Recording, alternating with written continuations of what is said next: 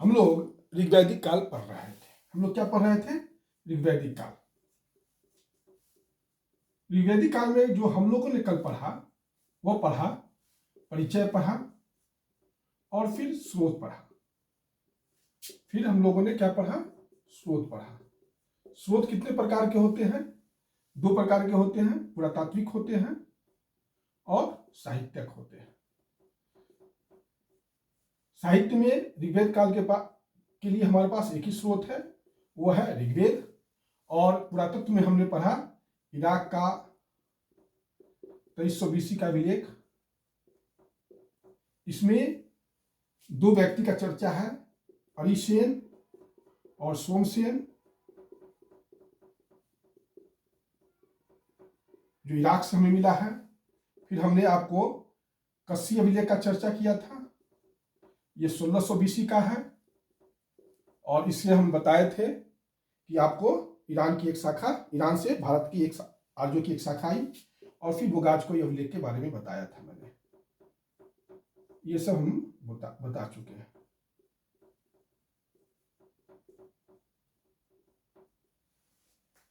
पुरातात्विक सर में ये तीन इंपॉर्टेंट बात बता चुके थे। फिर मैंने एक बर्तन का भी चर्चा किया था, काला एवं लाल मृदुभांड। इसमें यह भी है और दो और बर्तन हैं, दो और पुरातात्विक प्रमाण है, जैसे गेरुवर्णी मृदुभांड, जिसको ओसीपी भी कहते हैं। 1951 में हस्तिनापुर में बीबी लाल ने खोजा था। हस्तिनापुर, कल मैंने बीबी लाल का चर्चा किया था, वही बीबी लाल है, हस्तिनापुर से जुड़े हुए। और एक ताम्र संचय, कॉपर होर्स, ये सभी जो है हमें पुरातात्विक प्रमाण देता है ऋग्वैदिक काल के बारे में, जो मैंने आपसे चर्चा किया था। फिर भी मैंने इसको कंसाइज करके एक जगह आपको बता दिया कि आपको दिक्कत नहीं हो। आज मैं ऋग्वैदिक काल का जो पढ़ाने वाला हूं वह कालक्रम पढ़ाऊंगा। उसका ये डेट क्या है? 1500 BC ये तो है ही, लेकिन जो विभिन्न विद्वानों ने क्या कहा यह हम बताएंगे। लेकिन मेरा क्लास शुरू से करने से पहले मैं आप लोगों से एक क्वेश्चन करूंगा, एक क्वेश्चन करना चाहता हूं। मैंने कल आर्य पढ़ाया था, आप लोगों को आर्य पढ़ाया था। आर्य शब्द जो ऋग्वेद में है,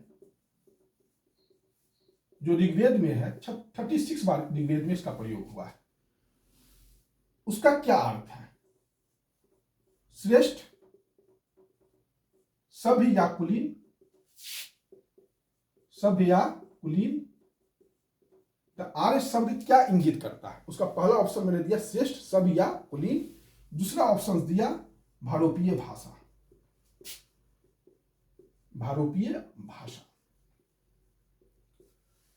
3-4 ऑप्शन जो मतलब और दो ऑप्शंस होते हैं वो मैं नहीं दे रहा हूं। मैं दो ही ऑप्शंस में आपसे चाहता हूं कि आप इसका जवाब दें। देखिए, आर्य शब्द इंगित करता है श्रेष्ठ, सभ्य या कुलीन।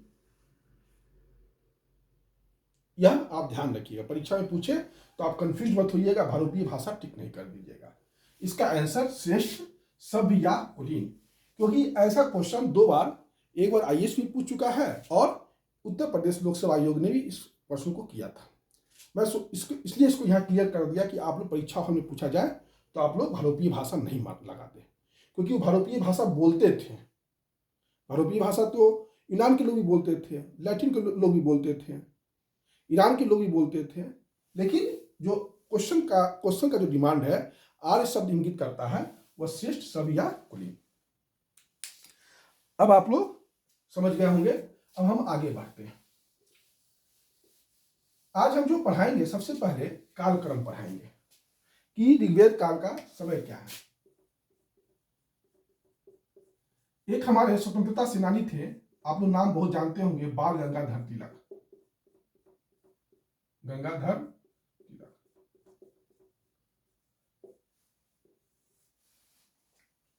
इन्होंने आर्य का समय 6000 BC बताया। यह इनका अपना गणना है, जो गीता रहस्य है उसी में इन्होंने, नहीं सॉरी, आरती होमदेव वेदांत में लिखा था। ये 6000 BC में बाल गंगाधर तिलक ने समय बताया ऋग्वेद काल का। एक है मैक्स मूलर, काफी प्रसिद्ध नाम है, और ये जर्मनी के रहने वाले थे। कहाँ के रहने वाले थे? जर्मनी के रहने वाले थे। और इन्होंने भारत पर काफी काम किया, भारत के धार्मिक ग्रंथों पर काफी इन्होंने काम किया, इसलिए भारतीय ने प्रेम से मोक्ष मूलर भी कहते हैं। क्या कहते हैं? भारतीय ने प्रेम से मोक्ष मूलर। और इन्होंने जो समय बताया वो 1200 BC से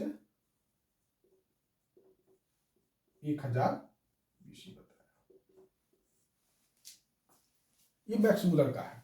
लेकिन जो मान्य मत है, जो मैंने कल बताया था, 1500 BC से 1000 BC, ऋग्वेद का यही समय है, और यही जो है मान्य मत है। यह हो गया आपका ऋग्वेद काल का क्या समय है वो। अब हम लोग पढ़ते हैं ये आर्य जो थे वो रहने वाले कहाँ के थे।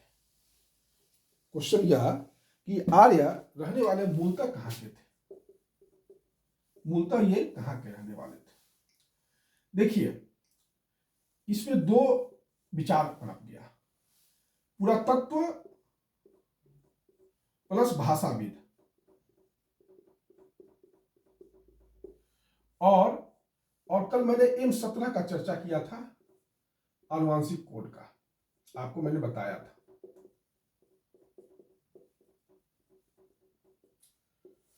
आनुवांशिक कोड का पुरातत्व और भाषाविद का कहना है, पहले हम थोड़ा सा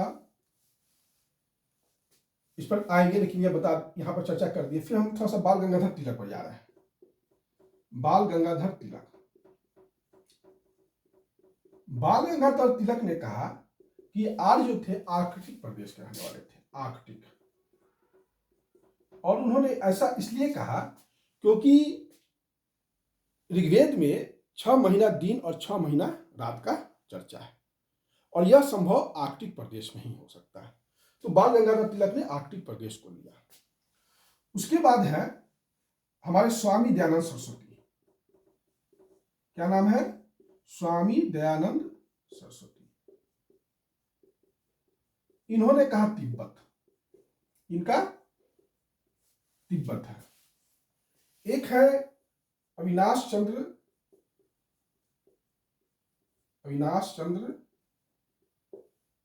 गुप्ता, दास गुप्ता, अविनाश चंद्र नाथ दास गुप्ता है पूरा नाम। इन्होंने कहा सप्त सिंधु क्षेत्र, सिंधु और उसकी जो 7 सहायक नदी है उसको इन्होंने आधार बनाया। मैक्स मूलर, इन्होंने कहा मध्य एशिया। इन्होंने क्या कहा? मध्य एशिया। और एक थे डॉक्टर संपूर्णानंद। क्या नाम है? डॉक्टर संपूर्णानंद। जहां यूरोप और एशिया मिलता है, जिसको यूरेशिया कहते हैं, ये आल्प्स पर्वत जो आप देख रहे होंगे, आल्प्स पर्वत का पूर्वी हिस्सा, पूर्वी भाग में है यूरेशिया। डॉक्टर संपूर्णानंद ने यूरेशिया का। मैक्स मूलर का जो मत है मध्य एशिया का, वही मान्य मत है। जो मैक्स मूलर ने कहा मध्य एशिया, वही मान्य मत है। और मैक्स मूलर का ही कहना था कि 2000 BC के आसपास ये लोग मध्य एशिया में रहते थे, और फिर वहीं से जो है ये विभिन्न दिशाओं में गमनागमन किए, मतलब विभिन्न दिशाओं की ओर चले। ये तो मैक्स मूलर का अनुमान है। और भारत में उन्होंने 1200 से 1000 BC का टाइम रखा, लेकिन मध्य एशिया में वो 2000 BC के आसपास थे। और ये जो प्रमाण है 2000 BC का प्रमाण, ये पुरातत्व के दृष्टिकोण से भी है और भाषाविद के दृष्टिकोण में से भी है। दोनों दृष्टिकोण से यह निष्कर्ष आता है। लेकिन जो आनुवांशिक कोड है M17, उसके अनुसार लगता है कि 8000 BC, ये 8000 BC है। मेरे ख्याल से आप लोगों को ये दिक्कत नहीं होना चाहिए समझने में। आपको बस इतना ही ध्यान रखना है कि वैदिक काल का समय 1500 से 1000 बीसी है, और ये मध्य एशिया के निवासी थे, जो मैक्स मुलर ने कहा था। बाकी चीज आप एक दो बार पढ़ लीजिएगा, याद रहेगा, चूंकि तो परीक्षा में याद आ जाएगा। जब आप वस्तुनिष्ठ प्रश्न सॉल्व करेंगे तो आपको याद आ जाएगा। आप इसमें ज्यादा कंफ्यूजन की कोई बात नहीं है। कल मैंने बताया था कि कैसे जो है रूस के साथ भी हमारा शब्दों का, जैसे कल मैंने कहा था ना एल, जैसे कि ये चिताल, ये पिसाल, ये एल है ना, ये चिताल, ये पिसाल, मैं पढ़ा। ये चिताल का अर्थ होता है मैं पढ़ा, ये पिसाल का अर्थ होता है मैं लिखा। हो गया ना, ये पास्ट टेंस हो गया। तो एल एल उसी बार का हम जो बोले थे कल, कहिला, खैला, खा लेला, पी लेला, तो सब इसी से आया था, जो मैंने कल भी चर्चा किया था। एक ही चीज को आप बार बार रिपीटेशन करना ठीक नहीं है यहाँ पर।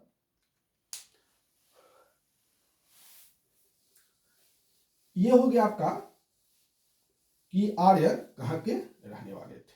आर्य मध्य एशिया के निवासी थे। ये मैक्स मुलर का मत है, और यही जो मत है मान्य मत है।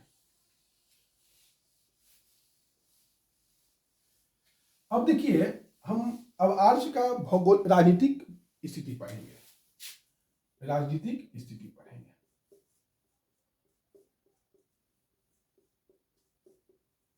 राजनीतिक स्थिति का दो भाग होगा, भौगोलिक विस्तार और राजत्व का सिद्धांत। राजत्व का सिद्धांत, इसको हम लोग दो सब टॉपिक में देखेंगे। पहले तो ये जानना जरूरी है कि आर्य कहां कहां बसे। तो आर्य जो बसे वह अफगानिस्तान में बसे,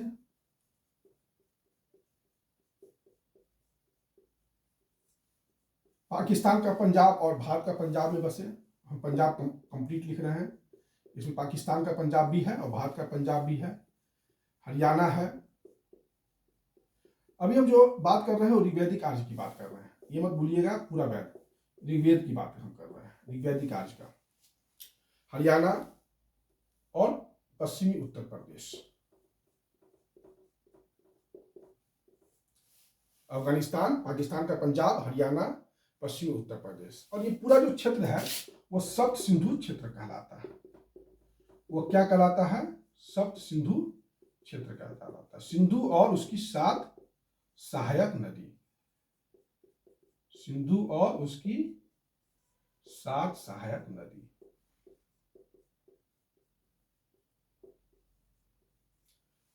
इसी क्षेत्र में आर्य बसे। लेकिन आर्य का जो सबसे पवित्र क्षेत्र है वह है ब्रह्मवर्त। जो भी रचनाएं आर्यों ने किया, जो ऋग्वेद है, सामवेद है, यजुर्वेद है, अथर्ववेद है, ये सारी जो रचनाएं हम देखने को मिल रहा है, ये जो रचना है ब्रह्मवर्त प्रदेश में किया। कौन प्रदेश में किया? ब्रह्मवर्त प्रदेश में। इस कहां से कहां तक था? ये सतलज से यमुना तक के बीच का क्षेत्र था। सतलज से यमुना नदी के बीच का क्षेत्र था।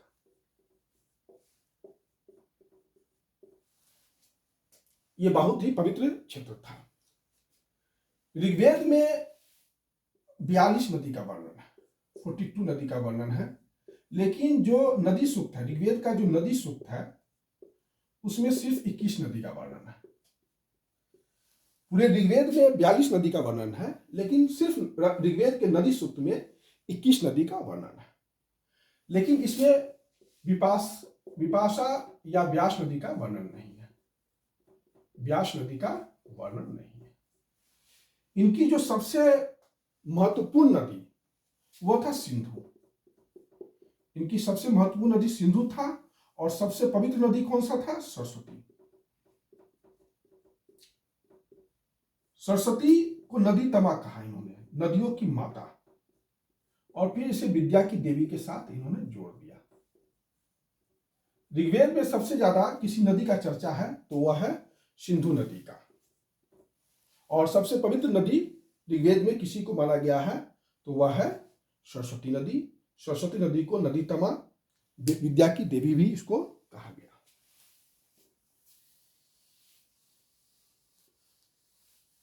ऋग्वेद में जो नाम है और जो आज उसका वास्तविक नाम है वो हम लोग देख रहे हैं। अभी मैंने विपाशा का चर्चा किया था। विपाशा एक इंपॉर्टेंट नदी है, व्यास जिसको कहते हैं, परुष्णी रावी को कहते हैं, शतुद्री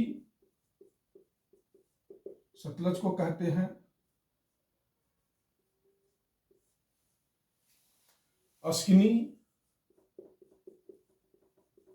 चिनाब को कहते हैं, वितस्ता झेलम को कहते हैं, कुर्मू कुर्रम नदी को कहते हैं। ये सब जो है, गोमती गोबल नदी को कहते हैं, कुभा काबुल नदी को कहते हैं, द्रुसदती घग्गर को कहते हैं, इसी को चितंग द्रुसदती घग्गर या चितंग भी कहते हैं।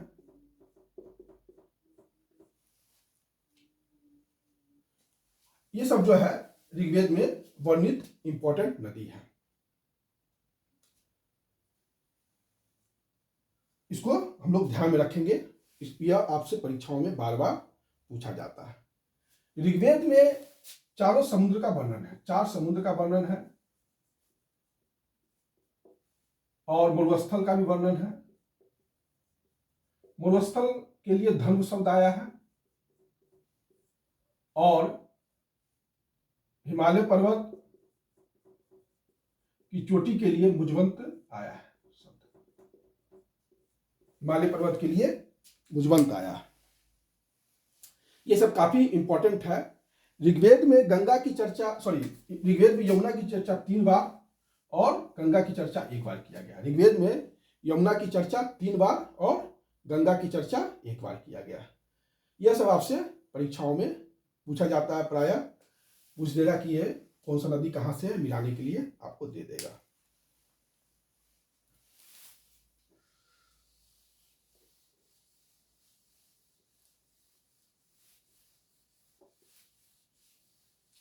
देखिए, आर्य भारत को जीतने में क्यों सफल रहे हैं। जब भारत में वो आर्य आए तो वो पहले तो घोड़ा पर आए, उनके पास अश्वचालित रथ था, घोड़ा के साथ रथ भी था, कांसा का हथियार था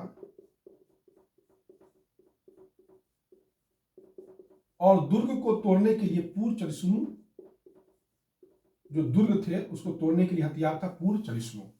ये सब आर्यों के पास था, इसलिए आर्य जो है जीतने में सफल रहे भारत को।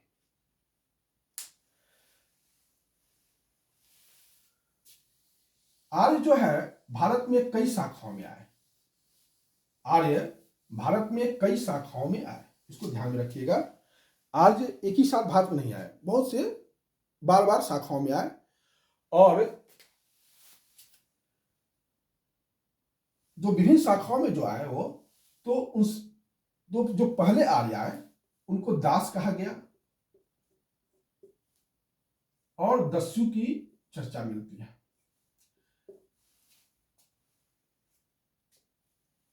देखिए, आर्य भारत में विभिन्न शाखाओं में आए, तो जो नई शाखा थी वो पुराने आर्यों को दास कहा करता था। ये जो दास वर्ड है ये जिंदा अवस्था में भी है, जिंदा अवस्था में भी है। इसका अर्थ है कि ये आर्य ही थे, जो दास थे ये आर्य थे, और दस्यु जो थे यहाँ के लोकल थे। आर्य जो थे वो दास के प्रति नरम थे, लेकिन इसके प्रति काफी टाइट थे। त्रास दस्यु शब्द का प्रयोग किया गया है। त्रास दस्यु मतलब जो दास को मतलब मारता था, उसके लिए त्रास दस्यु शब्द का आया है। मतलब इसके प्रति काफी असहिष्णु थे। ये अगर देखा जाए तो काम क्या करते थे, तो आर्य की गाय चुरा लेते थे। ये आर्य के गाय चुरा लेते थे और ये लिंग पूजक थे। ये जो थे लिंग पूजक थे, इसलिए त्रासदस्यु शब्द का प्रयोग किया गया है। दास जो थे आर्यों की एक शाखा थे। इस बात का प्रमाण कैसे मिलता है? तो ऋग्वेद का 7वां मंडल है, ऋग्वेद का 7वां मंडल है, उसमें दशराज युद्ध का वर्णन है। सॉरी, ऋग्वेद में भरत वंश के राजा थे दिवोदास, भरत वंश के राजा थे दिवोदास, और उन्होंने संबर को हराया था। तो ये भी तो आर्य वंश की राजा थे जिनके नाम के पीछे दास लगा हुआ था। इसी से अनुमान लगाया जाता है कि दास जो थे मूलतः आर्य ही थे और दस्यु यहाँ के लोकल निवासी थे।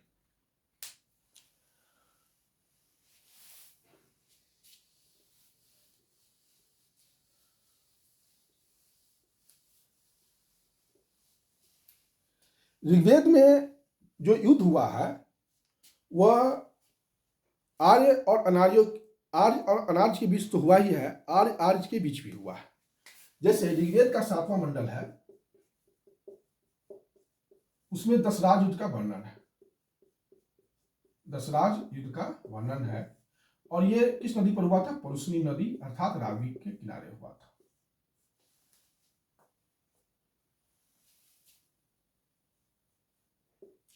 इस युद्ध में सुदास का जीत हुआ था। इस युद्ध में कौन जीता था? सुदास। ये भरत कुल के राजा थे। ये भी देखिए सुदास यहां पर नाम है, भरत कुल के ये राजा थे।